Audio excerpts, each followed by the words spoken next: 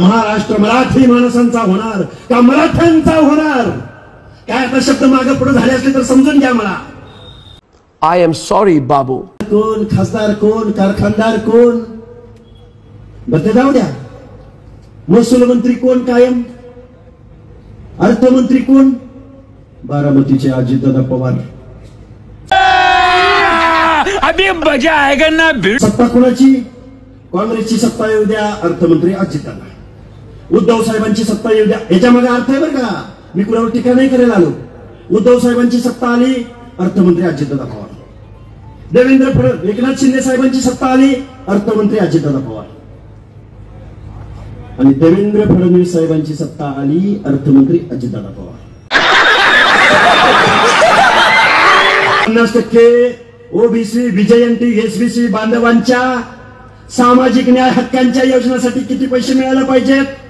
अर्थमंत्री अजितदादा पवारांना आमचा सवाल आहे. अर्ध्याहून जास्त लोकसंख्येच्या ओबीसी, भटक्या विमुक्त जाती जमातीच्या लोकांना किती बजेट मिळालं पाहिजे? सामाजिक न्याय हक्कांच्या योजनेसाठी किती पैसे मिळाले पाहिजेत? ससाण्यासाठी किती मिळाले पाहिजेत? अर्ध्या लोकसंख्येला किती मिळाले पाहिजेत? जाऊ दे हो, 52%, 50% सोडा, 25%, 70 साहेब सोडा, 20% सोडा, 15%.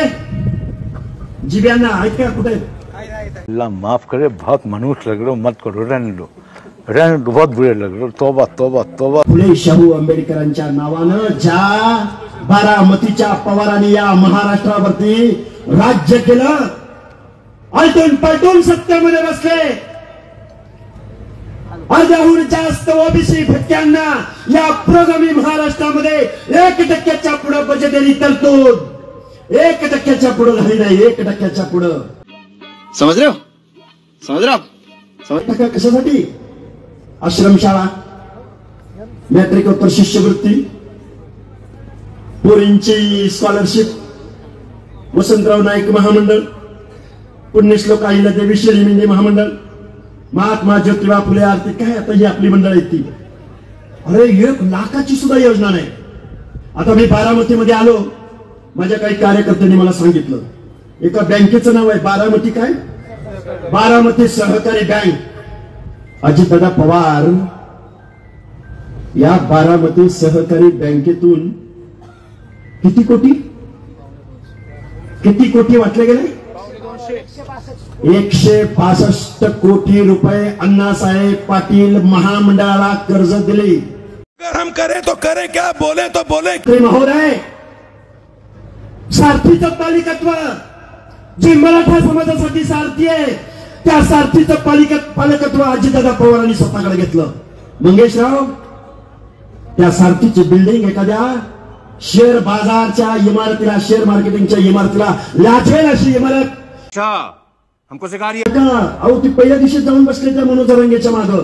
ती काय म्हणते, आम्हाला ओबीसी मधनं पाहिजे, आम्हाला ओबीसी मधनं पाहिजे. अरे एकनाथ शिंदे साहेबांनी, देवेंद्र फडणवीसांनी तुम्हाला एससीबीसी दिले ना. नरेंद्र मोदी साहेबांनी ईडब्ल्यूएस दिला ना, इकॉनॉमिकल विकर सेक्शन. नको आहे त्यांना. त्यांना काय पाहिजे? आम्हाला ओबीसी मधनच पाहिजे. शिक्षण आणि नोकरीतला कट ऑफ त्यांचा कमी आहे, आम्हाला आरक्षण कशातलं पाहिजे?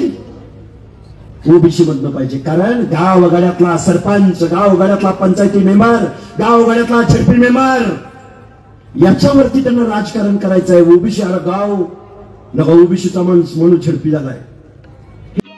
समझ रहे हो? समझ रहे हो? हे सगळं षडयंत्र आहे.